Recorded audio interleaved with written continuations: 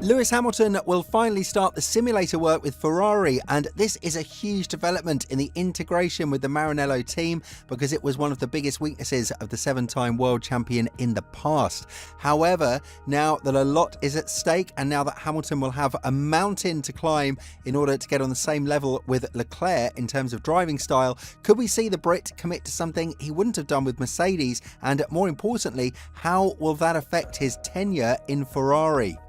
One of the most important things that Hamilton could have done regarding his move to Ferrari is the simulator work, which he desperately needs in order to get in touch with the feeling of the car that he'll be driving from 2025 onwards. Of course, there is the 1,000-kilometre 4-day test in Barcelona that Ferrari have scheduled a private session for the 7-time world champion, but it's going to be with the F1 75, the 2022 Challenger. The simulator work provides a lot more feelings about the car, and we've seen how team principals have praised drivers like Mick Schumacher and Sebastian Buemi, who have worked hours and hours behind the simulator in order to find the smallest flaws of the car. Hamilton will do this himself from 20th of January, and with the 2025 car being 99% different compared to the SF24, it's no secret that both of the drivers would want to get their feet on the ground as soon as possible. Vasseur has talked to Auto Racer about the expected behaviour of the car, and of course part of the answers that we and the Ferrari fans are seeking will be given by Leclerc and Hamilton themselves after the simulator test. As of now, there is no special program planned for either Hamilton or Leclerc when it comes to the simulator work, but the goal is more than obvious. Get to learn everything about the changes of the car and make sure that the leap you've done is bigger than everyone else out there. This is something that Leclerc expressed as a firm belief, as the Monegasque driver stated that the next world champion in Formula 1 is going to be Ferrari, whether that would be in the Drivers' or in the Constructors' Championship. The competitiveness of the Project 677, as it's called right now, will be found out in Bahrain, as Vasseur revealed.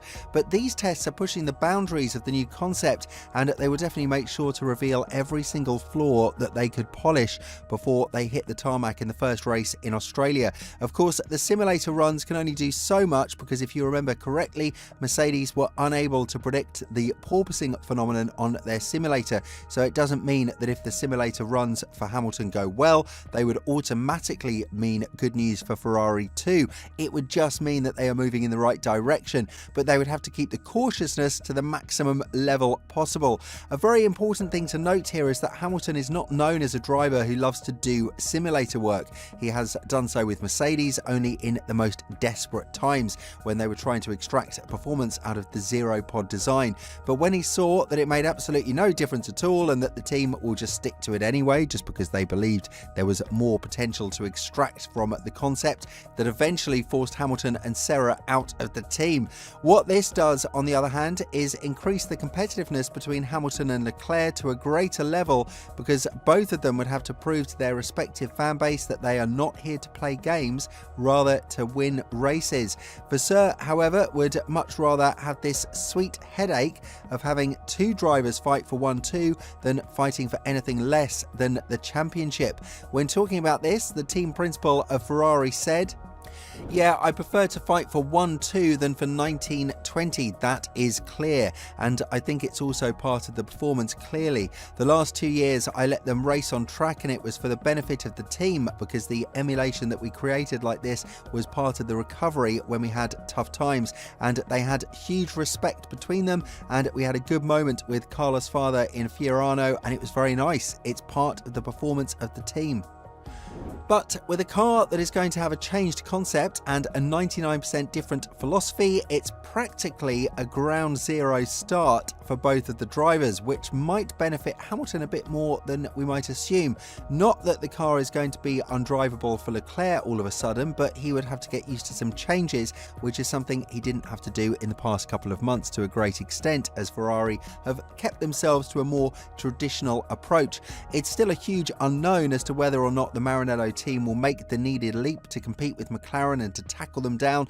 But what is important is that the confidence in the team is really ecstatic, and that's why situations like the simulator runs are going to boost the energy and the morale of the Maranello workers to a really great extent.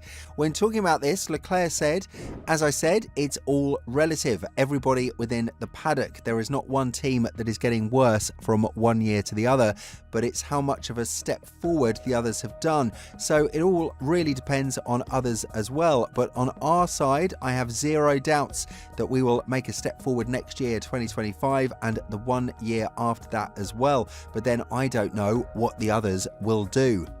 Just one day after testing the car in the simulator, Hamilton will go to Barcelona and complete the TPC rule with the F175 from 21st to 23rd of January, if the conditions in the Spanish city allow it. This would be the first time that we are going to see a red car with the number 44 on it, which should mark a very iconic period that is yet to come for the Maranello squad. The goal for Hamilton is loud and clear: make sure that you didn't come to Ferrari to retire and win the record-breaking championship with the team that Michael Schumacher won 5 titles with.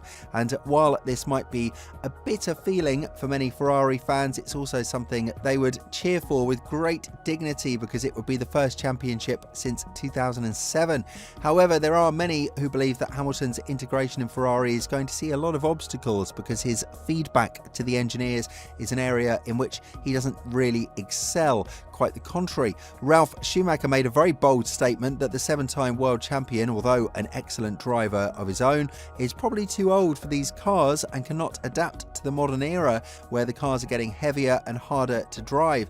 Elaborating further to this extent, the brother of the other 7-time world champion said, "Vasseur won't really be able to help Hamilton, just as Toto Wolff couldn't this year. Neither of them is responsible for the design of the car. In conclusion, Lewis has to adapt to the driving characteristics of the car and not the other way around. Today the cars are heavier and slower to drive. There is less mechanical grip. That means you have to change your driving style, especially in the braking zones." And that is exactly where Lewis lost time to Russell. It was particularly evident in qualifying that Lewis often no longer knew exactly how to brake. That is why he often had problems hitting the apex. He was used to braking extremely late, but that was no longer possible with the Mercedes. Furthermore, Ralf expressed fears that Hamilton would lose around 0.3 per second to his new teammate Leclerc, because he won't be used to the driving style of the Monegasque driver, and of course this is something that would put a lot of pressure on Hamilton, because he will not have a grace period of adapting to the machinery before he starts to deliver the results. Everyone in Maranello will want to see him perform at the very best from day one, and this is why Hamilton's work in the simulator is extremely important. With all this in mind, what do you think about Hamilton's simulator work with Ferrari, and more importantly, do you think that it would give him a much needed advantage over Leclerc, who would be eager to prove that he is the next champion of Ferrari and not Hamilton? Let us know in the comments below, and if you're interested in the serious trouble that F1 and its drivers have found themselves in, make sure to check out the video that's appearing on your screen right now.